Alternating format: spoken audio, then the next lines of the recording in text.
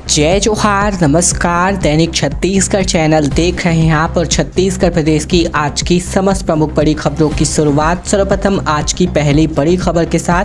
छत्तीसगढ़ के higher education में एक बड़ा बदलाव हुआ है। किसी भी कोर्सेज को करने के लिए अब पहले कंप्यूटर पढ़ना जरूरी होगा। 23 एक्सपर्ट्स प्रोफेसर ने इसकी मुहर भी लगा दी है। छत्तीसगढ़ में यूनिवर्सिटीज़ और कॉलेजों में पढ़ाई जुलाई से शुरू होने वाली है और ऐसे में इस साल नए सेशन में कई बदलाव दिख सकते हैं। हर 4 दशक बाद एक बार फिर से उच्च शिक्षा में बदलाव दिखाई देगा। सभी निजी और सरकारी कॉलेजों और यूनिवर्सिटीज़ में नए कोर्सेज से पढ़ाई होगी और इस साल आने वाले नए सिलेबस को रोजगार मूलक बताया जा रहा है। राज्य की सिलेबस में 1986 के बाद से बड़ा बदलाव किया गया है। छत्तीसगढ़ राज्य नया बनने के बाद से सामान्य बदलाव होते रहे हैं और इस नए सिलेबस को केंद्रीय अध्ययन मंडल ने बनाया है। इसे बनाने में 23 विशेषज्ञों के सीनियर प्रोफेसरों और शिक्षाविदों से सहायता भी ली गई है। 40 साल बाद आने वाले नए सिलेबस को पुस्तकीय ज्ञान के साथ साथ व्यवहारिक ज्ञान के रूप से देखा जा रहा है। किसी भी कोर्सेज को पढ़ने के लिए सबसे पहले कंप्यूटर कोर्स पढ़ना जरूरी होगा,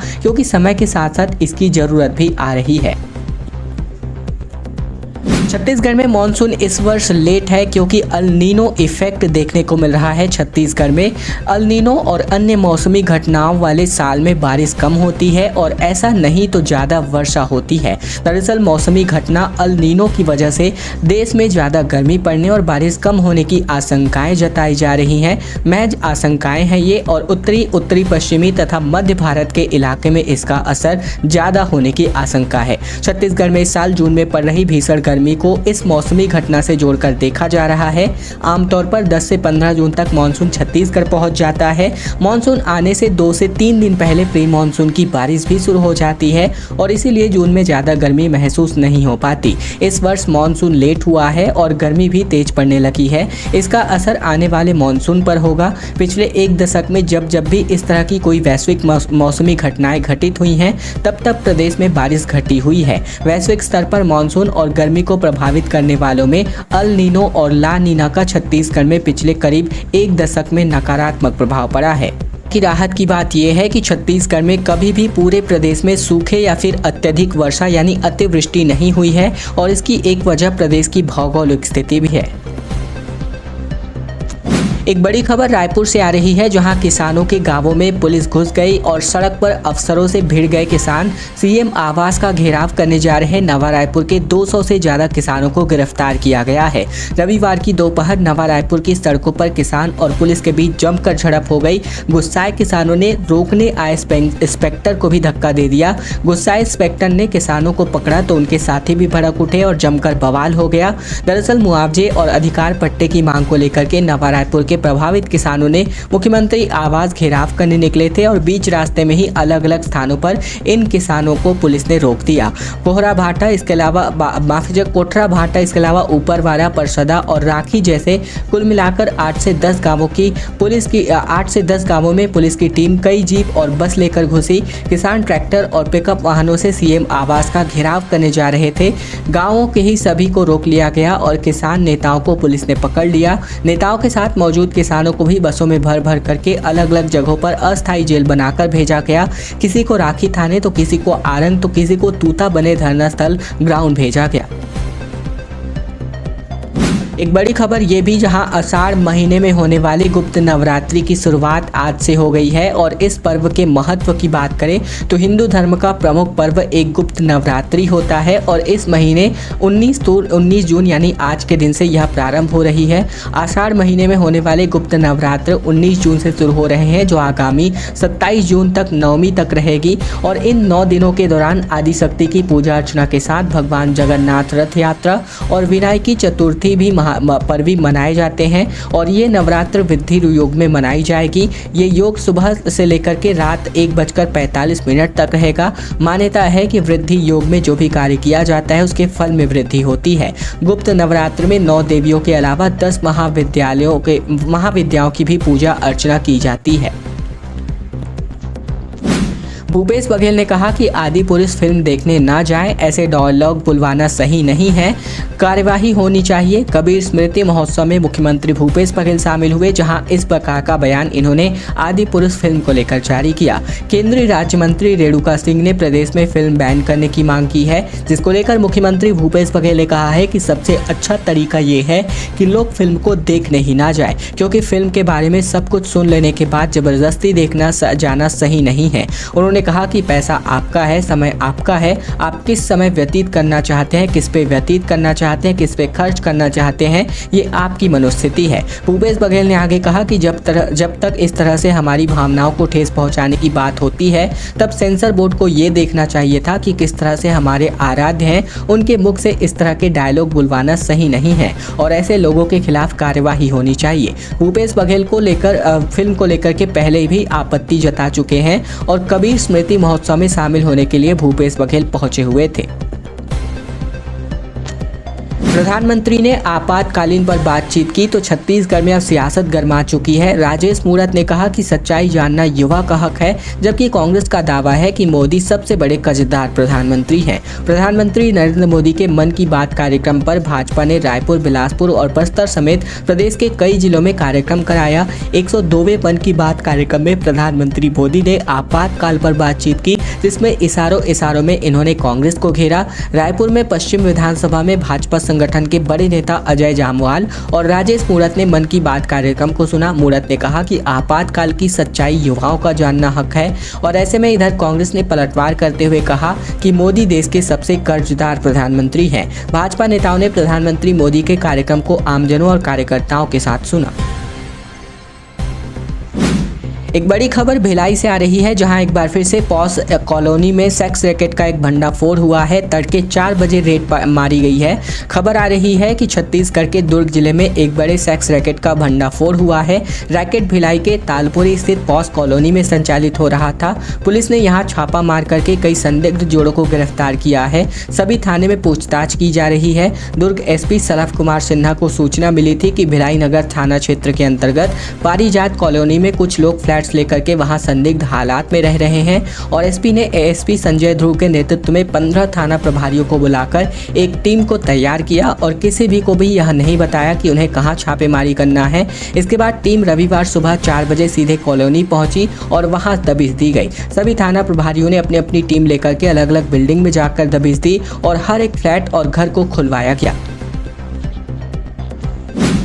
एक बार फिर से कर्ज माफी की आस में किसान नजर आ रहे हैं। तकरीबन 25,000 किसानों ने 104 करोड़ रुपए का कर्ज ले लिया है। अभी तक ये केवल जांजगीर चांपा के आंकड़े हैं और पूरे प्रदेश के आंकड़े आने अभी बाकी हैं। दरअसल स्थितियां ये है कि इस खरीफ सीजन के लिए किसानों को सहकारी समितियों के माध्यम से 160 करोड़ रुपए के कर्ज बांटने का लक्ष्य रखा गया है, जिसके एवज में अब तक 104 करोड़ रुपए का कर्ज द्वारा अभी तक लिया जा चुका है। और ऐसे में जबकि कर्ज बांटने में अंतिम तारीख 30 सितंबर तक है, जिसमें अभी 4 माह का समय बचा है, लेकिन स्थितियां ये है कि अभी से 63% से भी ज्यादा कर्ज किसान उठा चुके हैं। तकरीबन 160 करोड़ का लक्ष्य जून जुलाई तक ही पूरा होने की उम्मीद नजर आ रही है।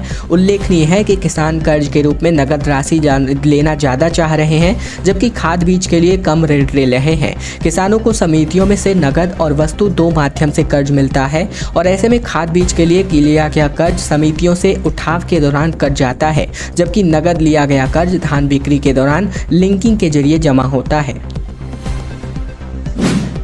चांपा का कोसा सिल्क देश विदेश में विख्यात होता नजर आ रहा है। बहुत नर्म और हाई क्वालिटी का कोसा सिल्क यहां पर निर्मित होता है।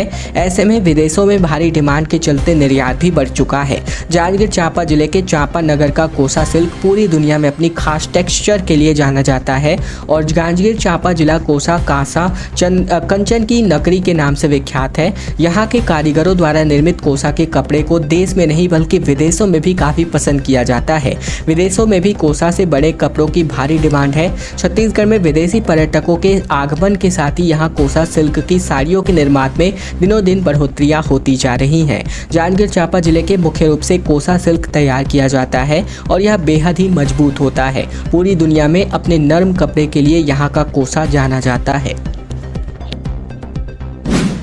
आदिपुरुष फिल्म के विरोध में बजरंग दल का विरोध प्रदर्शन देखने को मिल रहा है। डायरेक्टर ओम माथुर का पुतला दहन करने के लिए बजरंग दल के कार्यकर्ता पहुंचे।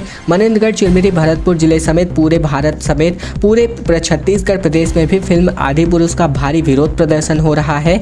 ऐसे में महिला मंच के बाद बजरंग दल ने भी इसका विरोध करना शुरू कर दिया है। सिनेमा घर के सामने फिल्म के डायरेक्टर ओम राउत का पुतला लेकर के बजरंग दल के लोग पहुंचे, जिसमें दहन की तैयारी की गई। साथ ही बजरंग दल के विरोध प्रदर्शन को देखते हुए सिनेमा घर के सामने बड़ी संख्या में पुलिस जवान तैनात हैं ताकि सुरक्षा व्यवस्था नहीं बिगड़े।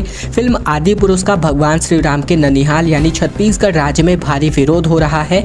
इसके डायलॉग, स्टार कास्ट के पहनावे पर भी लोगों ने गुस्सा जाहिर किया है। साथ ही जिस तरह के पात्रों के चरित्रों को दिखाया जा रहा है उसका भी लोग काफी विरोध कर रहे हैं। भूपेश बघेल ने भी आदिपुरुष फिल्म नहीं देखने जाने की अपील की है। बस्तर देखने के लिए छत्तीसगढ़ के 75 राइडर्स ने अपनी जर्नी की शुरुआत की है। 3 दिन तक लगातार पर्यटन स्थल की सैर करेंगे और जंगल में कैंप लगा करके रात बिताने वाले हैं। छत्तीसगढ़ में बस्तर की खूबसूरती और हसीन वादियां, जलप्रपात और खूबसूरत घाटी देखने के लिए 75 बाइक राइडर्स निकल चुके हैं। जिला प्रशासन की टीम ने हरी झंडी दिखाकर इन राइडर्स को जगदलपुर के लिए रवाना किया। तकरीबन 75 राइडर्स 3 दिनों तक बस्तर के बीहड़ों में रहेंगे, पर्यटन स्थलों की सैर करेंगे और जंगल में कैंप लगाकर रात बिताएंगे। तकरीबन 350 किलोमीटर का सफर तय करेंगे और इनमें 75 राइडर्स की टोली ने छत्तीसगढ़ के अलग अलग शहरों के लोग भी शामिल हैं। दरअसल जिला प्रशासन और स्थानीय लोगों ने मिलकर देखो Bastar season 2 Bastar on bike का आयोजन किया है, जिसके तहत छत्तीसगढ़ के रायपुर, बस्तर समेत अन्य अलग अलग इलाकों के राइडर्स इसमें हिस्सा लेने के लिए पहुंच रहे हैं। 18 जून को कांकेर घाटी राष्ट्रीय उद्यान के निदेशक, इसके अलावा 20 जून को रवाना होकर के यहाँ पर सभी कंप्लीट राइड करके वापस लौटने वाले हैं। 50 सीटों पर प्रत्याशी उतारने के लिए सर्व आदिवासी समाज ने अपनी सहमति दे दी है। प्रदेश अध्यक्ष अरविंद नेताम ने कहा कि समाज के बड़े नेताओं का बहिष्कार समाज करने वाला है। दरअसल छत्तीसगढ़ के विधानसभा चुनाव 2023 के ठीक पहले छत्तीसगढ़ सर्व आदिवासी समाज ने दोनों राष्ट्रीय दलों के खिलाफ मोर्चा खोला है। सर्व आदिवासी समाज ने अपने अधिकारों के लिए सत्ता में कामयाब होने के 50 सीटों पर अपने प्रत्याशी खड़े करने सहित समाज के उन सभी तमाम नेताओं को बहिष्कार करने की बात कही जो विभिन्न राजनीतिक बड़े पदों पर रहे हैं और अपने समाज का सही प्रतिनिधित्व नहीं कर पाए हैं। ये बातें पूर्व केंद्रीय मंत्री व छत्तीसगढ़ सर्व आदिवासी समाज के प्रदेश अध्यक्ष अरविंद नेताम ने मीडिया कॉन्फ्रेंस में कही। नेताम ने कहा कि छत्तीसगढ़ बनने के बाद से प्रदेश में आदिवासियों के लिए बने हुए कानून, उनके संवैधानिक अधिकारों का लगातार हनन किया जा रहा है। इसीलिए सर्व आदिवासी समाज लगातार निवेदन और आवेदन ज्ञापन देते रहे हैं। गृह मंत्री अमित शाह के कार्यक्रम को लेकर पार्षदों की बैठक हुई, जहां जिलाध्यक्ष के साथ बैठक बनाकर के रणनीति अपनाई गई। दरअसल खबर है कि 22 जून को केंद्रीय गृह मंत्री अमित शाह भिलाई आ रहे हैं। उनके कार्यक्रम की तैयारियों को लेकर प्रदेश भर के भाजपा नेता और कार्यकर्ता जुटे हुए हैं। दुर्ग और भिलाई के भाजपा नेता और कार्यकर्ता लगातार अपनी बैठकें कर रहे हैं।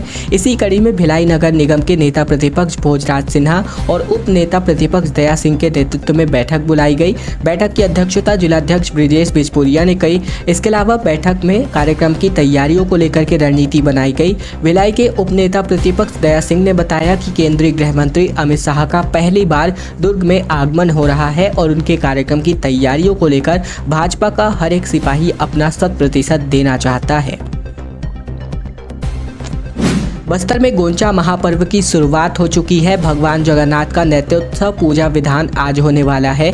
भक्तों का भगवान से आज आध्यात्मिक मिलन होने वाला है। छत्तीसगढ़ के जगदलपुर में गोंचा महापर्व पर आज के दिन नेत्रोत्सव पूजा विधान संपन्न कराया जाएगा। भगवान जगन्नाथ स्वामी का अनसर काल में 5 से लेकर 18 जून का दर्शन वर्जित था और अब इस विधान के बाद भक्तों का भगवान से आध्यात्मिक मिलन होगा और इस दौरान श्री श्री जगन्नाथ मंदिर के मुक्ति मंडप में स्थापित भगवान जगन्नाथ, सुभद्रा और बलभद्र स्वामी के विग्रहों को श्री मंदिर के गर्भगृह के सामने भक्तों के दर्शनार्थ स्थापित किया जाएगा। गोंचा महापर्व 4 जून से लेकर देवस्नान पूर्णिमा के साथ शुरू हुआ है और 360 घर आरण्यक ब्राह्मण समाज के अध्यक्ष ईश्वर खंबारी ने बताया कि जनन यात्रा पूजा विधान के बाद जगन्नाथ स्वामी के अस्वस्थता कालावधि अर्थात अनसर काल के दौरान भगवान जगन्नाथ के दर्शन वर्जित होते थे। और अब खबर आ रही है जहां 3 परिवारों ने अपनी घर वापसी की है। 7 साल पहले इन्होंने ईसाई धर्म अपनाया था, फिर से सनातन धर्म में इनकी घर वापसी में खुशी का माहौल है। दरअसल बस्तर जिले के करकापाल में 3 परिवारों ने अपना धर्म बदल करके ईसाई धर्म अपना लिया था, लेकिन अब इस बात की खुशी है कि तीनों परिवार एक बार फिर से सनातन धर्म में वापसी कर गए हैं। अब तीनों परिवार एक बार फिर से देवगुड़ी जाएंगे और रीति रिवाज के साथ हिंदू भावनाओं के साथ पूजा अर्चना करेंगे। बता दें कि इन तीनों परिवारों ने 7 साल पहले ईसाई धर्म को अपनाया था, लेकिन अब अपने मूल धर्म में वापस आने का फैसला इन्होंने किया, जिसके लिए उन्होंने पहले तो महापरा समाज के बजरंग दल से संपर्क किया। इसके बाद बजरंग दल के पदाधिकारी और महारा समाज के पदाधिकारियों के सामने पूरे विधि विधान और पूजा अर्चना के साथ हिंदू धर्म में वापसी की।